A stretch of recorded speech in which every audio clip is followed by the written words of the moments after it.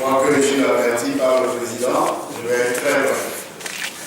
En fait, ce qui me tenait à cœur a été pris en compte par l'honorable Pademou, puis ensuite par l'honorable Bogué.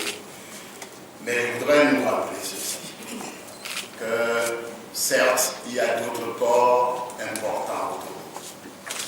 Mais s'il y a 3 corps qu'on ne doit pas oublier, c'est les enseignants, les médecins et les cultivateurs.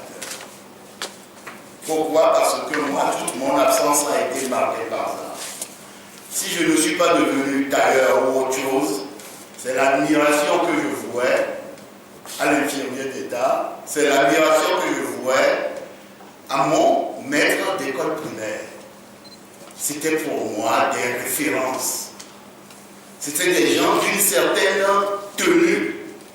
Et cela nous a aidés à évoluer dans la vie. Ceux-là doivent encore bénéficier aujourd'hui où leur comportement dans la société doit être encore une référence pour nos enfants.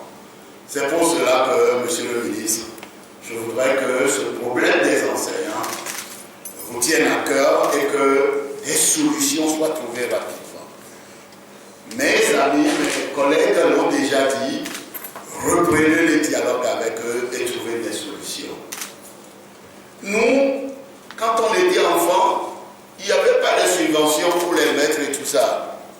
Mais vous trouverez toujours un parent pour lui envoyer une pintade, un parent pour lui envoyer ceci ou cela, parce qu'on était déjà conscient que c'est un sacerdoce et que dans ce métier, on ne gagne pas et qu'il faut toujours aider. Moi, c'est ce que je voudrais rappeler. Mais en soulignant au passage qu'il ne sert à rien de tenter de livrer à la vindicte populaire aujourd'hui les enseignants. Les parents d'élèves ne suivront pas. Ils savent très bien que ces gens ont besoin de s'épanouir pour que les enfants également puissent en bénéficier. Je voudrais enfin également ajouter que le problème des affectations, ce problème doit être revu parce que tout le monde sait que c'est souvent pour des raisons politiques. Aujourd'hui même, dans votre propre camp, il y a des gens qui en souffrent. Après les législatives, on leur tire un peu les oreilles pour ça. Il faut que ça cesse. En fait, je voudrais parler juste de la dette intérieure. Là, je suis un peu surpris. Parce que la dette intérieure, c'est le contribuable qui le paie.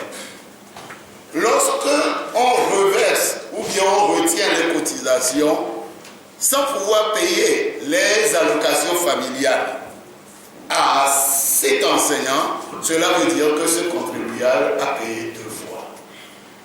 Je voudrais ajouter tout cela à ce que j'ai dit en premier.